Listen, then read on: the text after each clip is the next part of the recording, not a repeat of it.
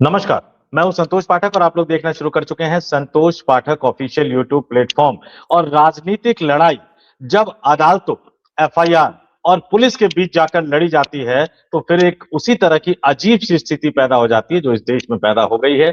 और राहुल गांधी के नाम एक रिकॉर्ड दर्ज हो गया है कि शायद वो इस देश के पहले विपक्ष के नेता होंगे जिनके खिलाफ इस देश के न जाने कितने राज्यों में कितने मुकदमे हैं, लेकिन एक एक करके अब अदालत उस पे जो फैसले दे रही है उसके बाद भाजपाई हो या संघी हो, उनके लिए मुंह छिपा पाना बहुत ज्यादा मुश्किल होता हुआ जा रहा है। महत्वपूर्ण मुद्दा। और आज एक बार फिर से हमने आग्रह किया और हमारे साथ जुड़ रहे हैं देश के जाने माने वरिष्ठ पत्रकार डॉक्टर राकेश पाठक जी। राकेश सर, आपका बहुत बहुत स्वागत है हमारे यूट्यूब मंच पे। जी राकेश सर, कुछ दिन पहले पश्चिम बंगाल की धरती पर जाकर कहा था राहुल गांधी ने कि भाई उनके खिलाफ कितने मुकदमे हैं, ईडी ने कितनी देर तक पूछताछ की। अभी नागरिकता को लेकर जो बवाल हुआ, जज ने पहले ऑर्डर दिया, फिर वापस लिया, फिर कई तरह के सोशल मीडिया पे आरोप लगाए याचिकाकर्ता ने। कर्नाटक के रहने वाले बीजेपी नेता यूपी जाके लड़ रहे हैं, फिर उनकी कुंडली खुलकर निकलकर सामने आ गई। आज एक और मामले में हाई कोर्ट ने भाजपाई और संघियों के मंसूबों को तहस नहस कर दिया है। लेकिन हम आपसे चाहेंगे दर्शकों को जरा बताइए, एक जो नए तरह का माहौल पैदा हो गया था, मोदी की आलोचना मतलब देश की आलोचना, मोदी देश का पर्याय बन गए।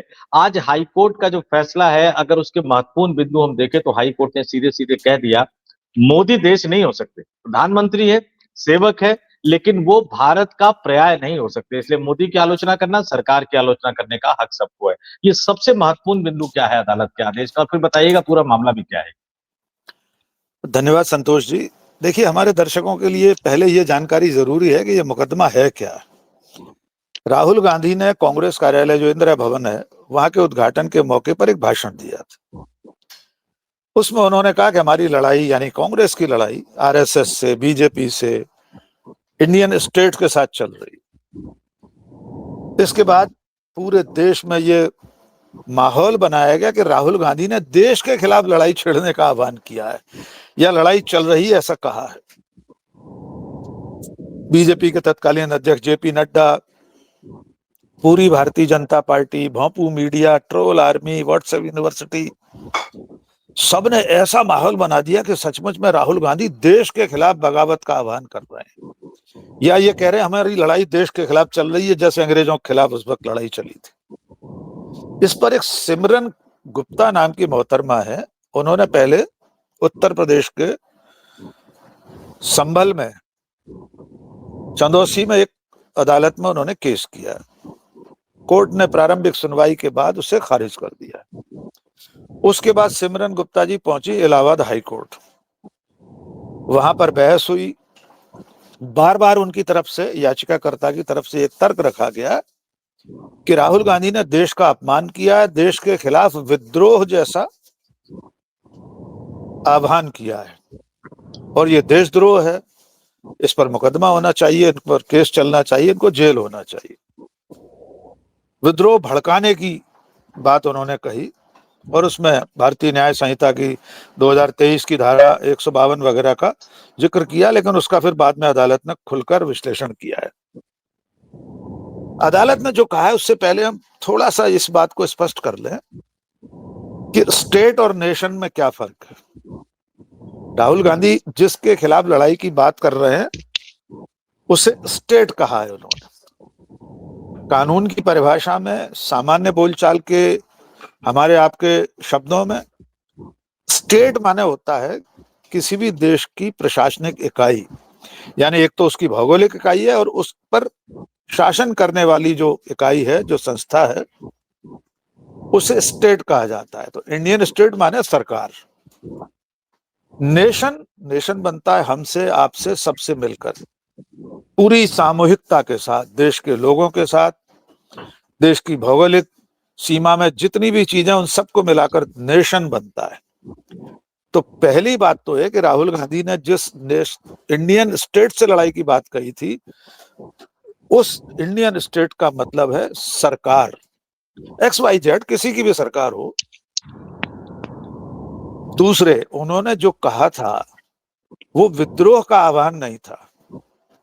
लड़ाई, संघर्ष, राजनीतिक विरोध, नीतियों पर असहमति, ऐसा कहना, उससे लड़ाई लड़ना, सत्ता के खिलाफ लड़ाई लड़ना विद्रोह नहीं है। अब इलाहाबाद हाईकोर्ट ने जो कहा है हम उन्हीं के शब्दों में थोड़ा सा सुनवा देते हैं, पढ़वा देते हैं। इलाहाबाद हाईकोर्ट ने कहा कि संसदीय लोकतंत्र में सरकार के कार्यों की या नीतियों की आलोचना न केवल अनुमत है, यानी उसको उसकी इजाजत है, बल्कि ऐसा करना अनिवार्य भी है। अदालत कह रही है आलोचना या वैचारिक मतभेद अपने आप में कोई अपराध नहीं हो सकता। उक्त अपवाद भारतीय न्याय संहिता 2023 की धारा 152 के अंतर्गत दिए गए स्पष्टीकरण से भी उत्पन्न होता है। कोर्ट ने कहा विरोधी या किसी खास व्यक्ति की विचारधारा, एक चुने हुए प्रतिनिधि द्वारा किसी खास नीति या विचारधारा के खिलाफ लड़ने की प्रतिबद्धता जाहिर करने और किसी व्यक्ति द्वारा विद्रोह भड़काने के बीच अंतर होता है, हो सकता है। ये एक मानी हुई बात है कि विरोधी पक्ष संख्या 2 यानी विरोधी पक्ष यानी राहुल गांधी का भाषण एक इंटरव्यू में दिया गया था, इसलिए सामान्य परिस्थितियों में जब तक कि इसके विपरीत कुछ और न साबित हो जाए यह चर्चा के दायरे में ही आएगा। यानी अदालत ने कहा कि नेता प्रतिपक्ष सत्ता से असहमत व्यक्ति है, वो सत्ता में बैठे राजनीतिक दल शासन इंडियन स्टेट से के विरोध में है, उसकी नीतियों के विरोध में है, उसके कामकाज के विरोध में है। इसलिए न केवल ऐसा करना यानी सरकार सत्ता इंडियन स्टेट का विरोध करना अनुमत है, उसकी इजाजत है, बल्कि ऐसा करना अनिवार्य भी है। संतोष जी इसको अंडरलाइन कीजिए। बिल्कुल। हाई कोर्ट कह रहा है कि सत्ता का विरोध करना अनिवार्य है, जरूरी है। स्वस्थ लोकतंत्र की यही तो पहचान है। और क्या इससे पहले इस देश में किसी सत्ता किसी सरकार का विरोध नहीं हुआ? आजादी के बाद तो भारतीय जनता पार्टी या उनके पहले के वैचारिक पुरखे जनता पार्टी, जनसंघ, क्या ये लोग कांग्रेस की सरकारों की आलोचना नहीं करते रहे? एक बहुत गंभीर दृष्टांत मैं आपके सामने रखता हूं, हमारे दर्शक जानते हैं फिर भी दोहरा देते हैं। आपातकाल की घोषणा से ठीक पहले लोकनायक जयप्रकाश नारायण ने दिल्ली के रामलीला मैदान में बड़ी आम सभा में जो कुछ कहा था, असल में तो वो विद्रोह था। उन्होंने देश के सशस्त्र बलों से, यूनिफॉर्म फोर्सेस से सरकार का आदेश न मानने की अपील की। सरकार यानी इंदिरा गांधी की सरकार यानी कि भारत सरकार उसके किसी भी आदेश को न माने, ऐसा आह्वान जेपी ने मंच से किया था। आप जरा कल्पना करके देखिए कि राहुल गांधी रामलीला मैदान में खड़े होकर देश की सेनाओं से, पैरामिलिट्री फोर्सेस से, पुलिस से, सबसे कह रहे हैं कि नरेंद्र मोदी या केंद्र सरकार के हुक्म की तामील न करें। तो राहुल गांधी रहती दुनिया तक तिहाड़ में ही रहेंगे। अगर उन्होंने ये आह्वान कर दिया कि देश की यूनिफॉर्म फोर्सेस, वर्दीधारी जितने बल हैं, वे केंद्र सरकार के हुक्म को न माने, उसकी तामील न करें, तो आप कल्पना करके देखिए इस देश में क्या माहौल बनेगा राहुल गांधी के खिलाफ, और कानून का डंडा किस तरह उन पर चलेगा।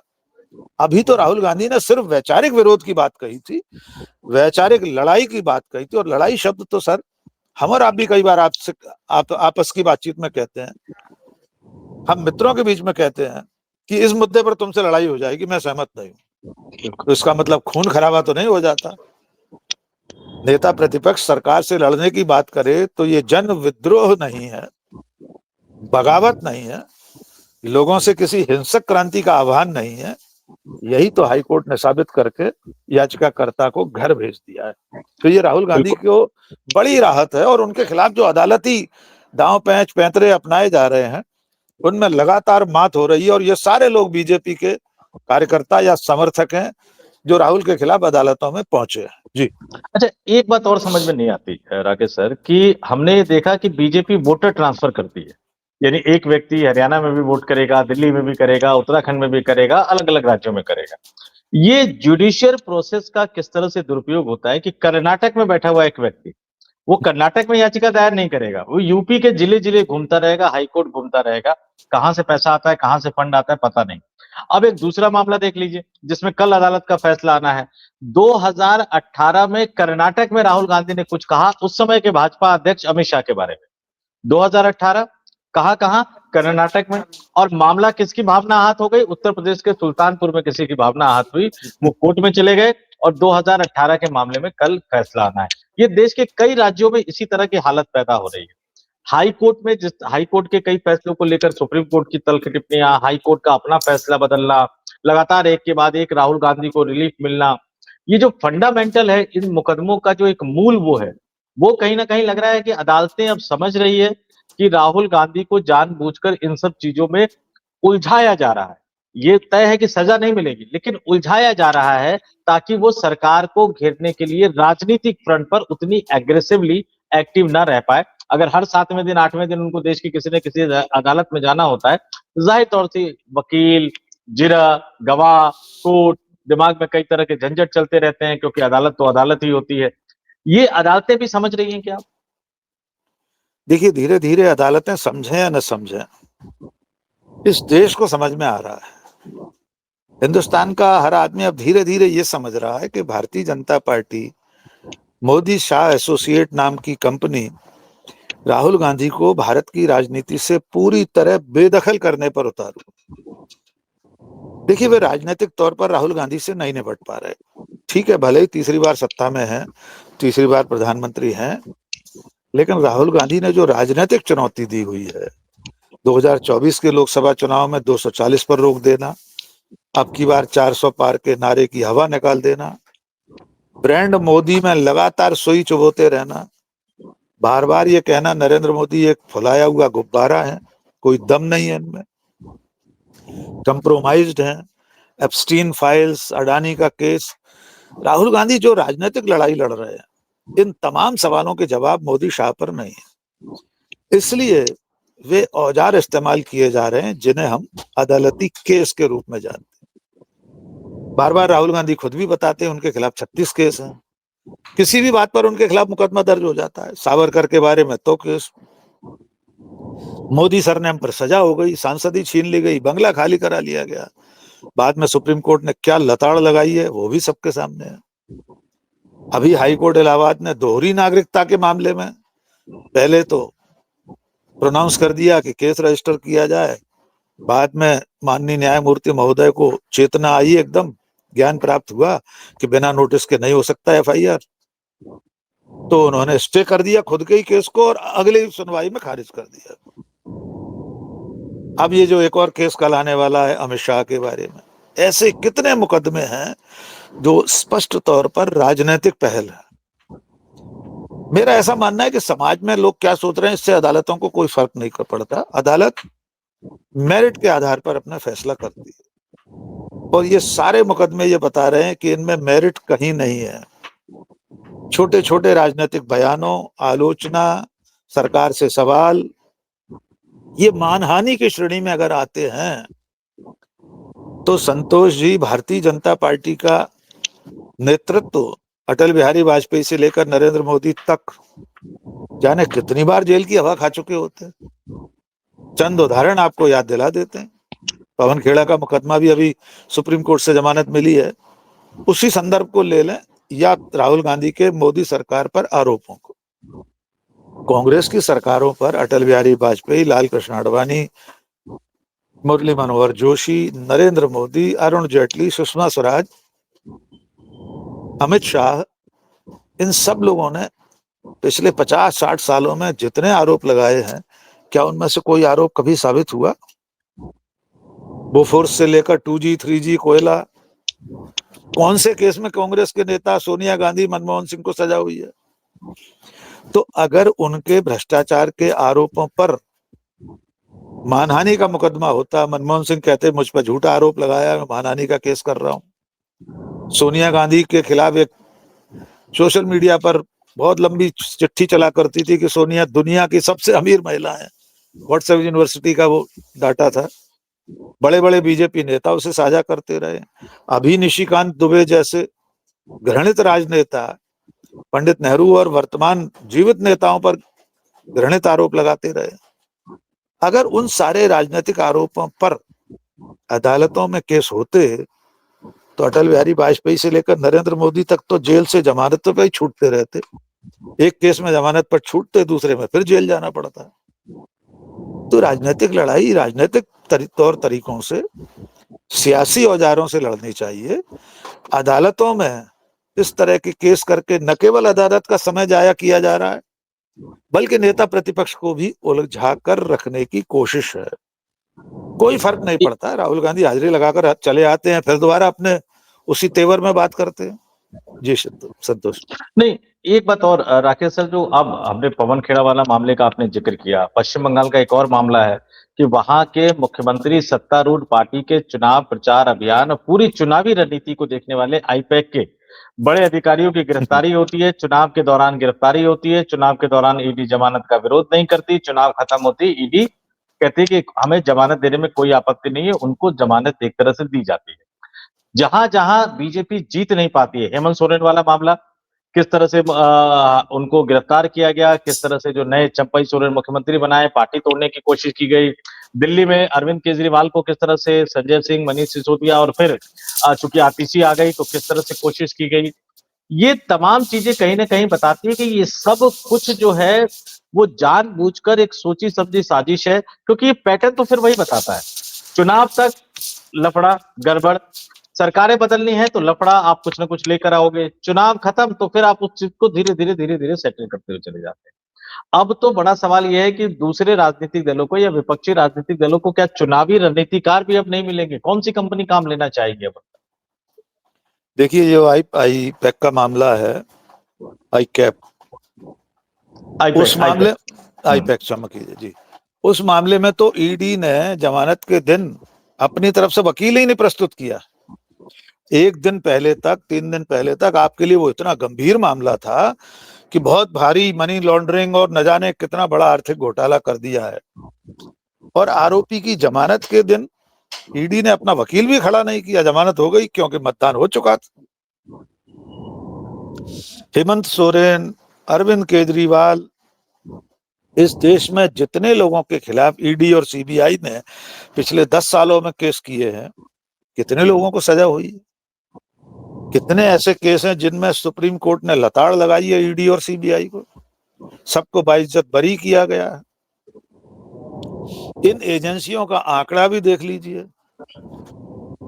95% केसेस ईडी द्वारा पिछले 10 सालों में, 12 सालों में सिर्फ विपक्ष के नेताओं के खिलाफ दर्ज किए। इनका डिलीवरी देख लीजिए, कितने परसेंट केसेस में इन्होंने सजा कराई है, कन्विक्शन रेट क्या है। 2% से भी कम केसेस में ईडी और सीबीआई सजा करा पाते हैं, बाद में लोग बरी हो जाते हैं। और तीसरा उदाहरण देख लीजिए, इनकम टैक्स, आईटी ने अजित पवार की 1000 करोड़ की संपत्तियां अटैच की थी।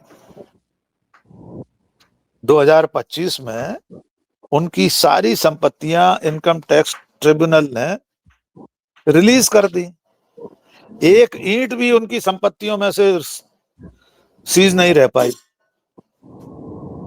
ये जो मोडस ऑपरेंडी है, क्या ये लोगों को समझ में नहीं आ रही? अजित पवार 77,000 करोड़ के घोटाले के आरोपी थे।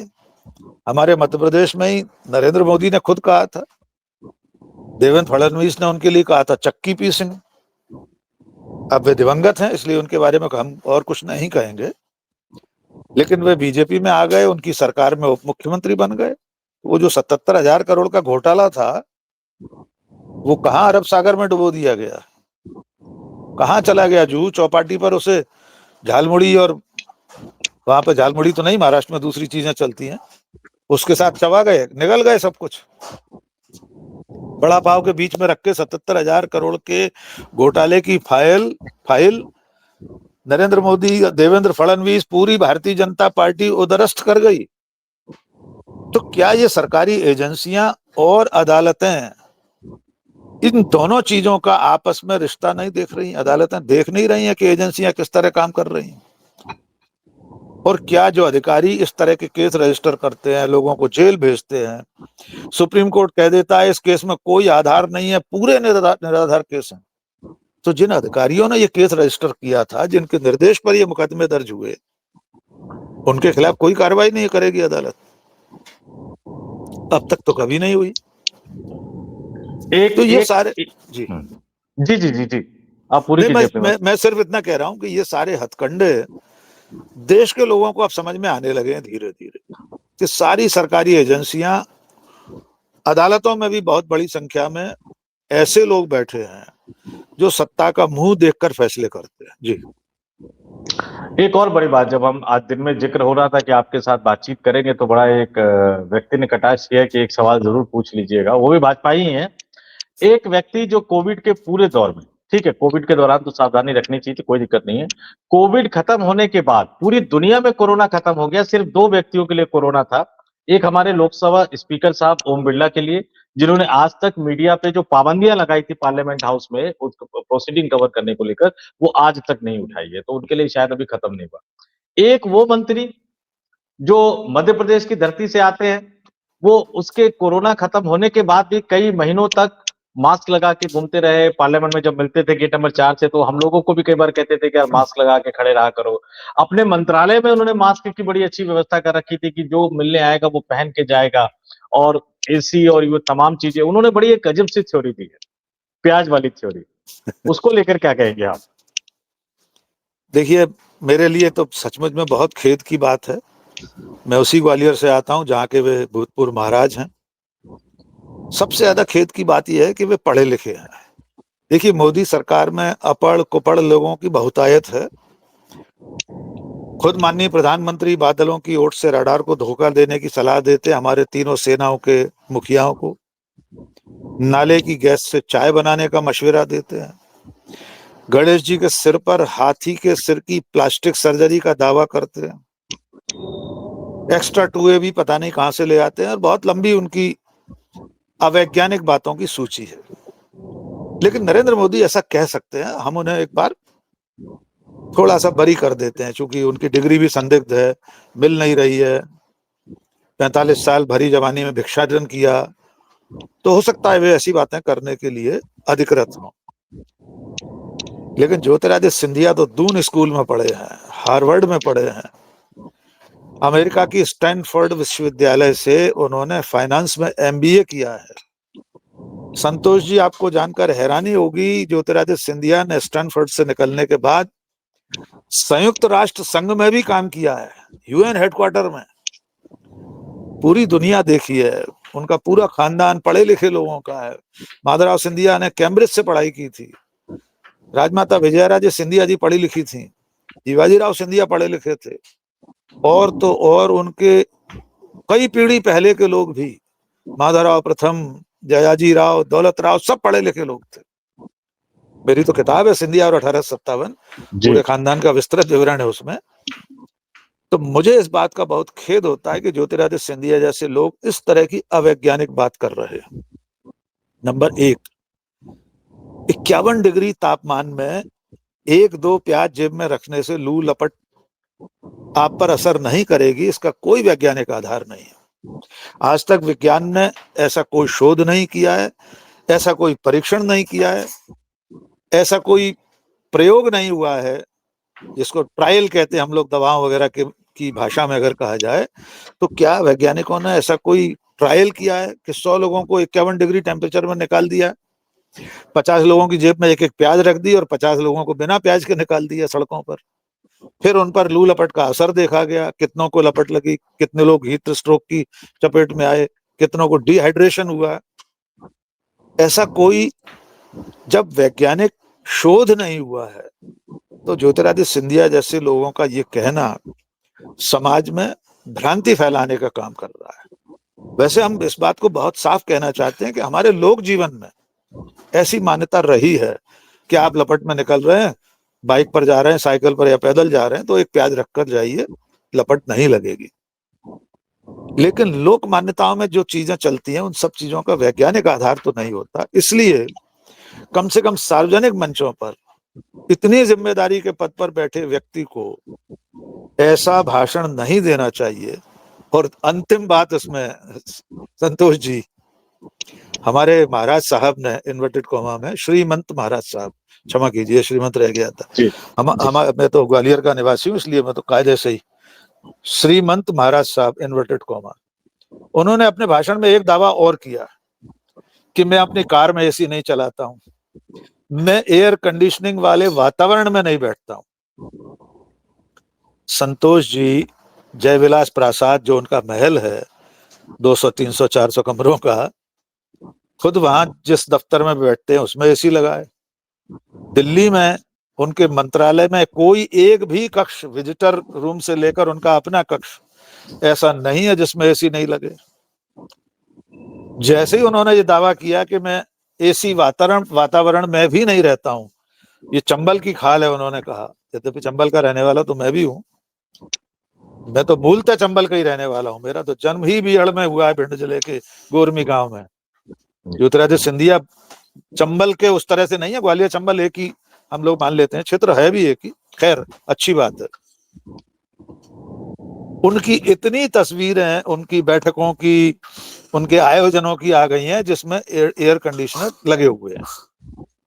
तो जब ज्योतिरादित्य सिंधिया जैसे लोग इस तरह का बयान दें तो सचमुच में चिंता होती है, क्या ये संगत का असर है कि संघ और बीजेपी में जिस तरह की बेसिर पैर की बातें सब लोग करते हैं, क्या ये नरेंद्र मोदी जी का प्रभाव है, जो अपनी अवैज्ञानिक, निराधार, कुतर्क वाली बातों के लिए विश्वविख्यात हैं। ज्योतिरादित्य सिंधिया भी अब उसी लाइन पर चल पड़े, और जो मैं विश्वविख्यात कह रहा हूं, सिंधिया जी भी विश्वविख्यात हो गए हैं। ऑस्ट्रेलिया के एक चैनल, क्या नाम है उसका, चैनल 10 ऐसा कुछ नाम है, उसने सिंधिया जी के इस बयान पर बाकायदा एक प्रोग्राम बनाकर दिखाया है कि इंडियन मिनिस्टर, कम्युनिकेशन मिनिस्टर कह रहा है कि प्याज रखने से हीट स्ट्रोक नहीं लगता। तो ये चिंता की बात है। मैं उनसे सिर्फ अनुरोध करूंगा आपके माध्यम से कि महाराज साहब कृपा करके ऐसे भाषण मत दिया कीजिए जिससे आपकी खिल्ली उड़े। जी नहीं, मुझे लगता है कि आपने ठीक कहा, संगत का असर। जब कैबिनेट की बैठकें होती होगी तो उसमें देखते होंगे कि बाकी सारे लोग क्या करते हैं, साहब क्या बोलते हैं, तो उसी बिल्कुल। तरह से आगे बढ़ना होगा। और मैं जब ये सुना तो मुझे लगा कि चलिए गनीमत है उन्होंने ये नहीं कहा कि प्याज जेब में रख के घूमोगे तो मोबाइल का बिल ज्यादा नहीं आएगा, और 5G के नाम पे जो कंपनियां लूट रही है वो एक्चुअल 5G देगी। तो कुछ भी कर सकते हैं। वाकई आपने ठीक कहा कि संगत का असर है, और आपने इन तमाम जानकारियों से एक बार फिर हमारे दर्शकों को रूबरू कराया, जो लोकतंत्र के लिए और हर उस व्यक्ति के लिए जानना जरूरी है जो अपनी मातृभूमि से, भारत से प्रेम करता है। और फिर आपने बिल्कुल सही कहा, प्रधानमंत्री और सरकार देश का पर्याय नहीं हो सकता। प्रधानमंत्री आते जाते रहेंगे, सरकारें आती जाती रहेंगी, ये देश रहेगा, इस देश के असली भगवान इस देश के नागरिक रहेंगे। भले ही कुछ समय के लिए राजीव कुमार, ज्ञानेश कुमार टाइप के लोग आ सकते हैं जो कहेंगे कि नहीं अपुन ही भगवान है, वोट करोगे नहीं करोगे ये मैं तय करूंगा। लेकिन आपने तमाम जानकारियों को हमारे दर्शकों के सामने रखा, इसके लिए आपका बहुत बहुत धन्यवाद, बहुत बहुत आभार।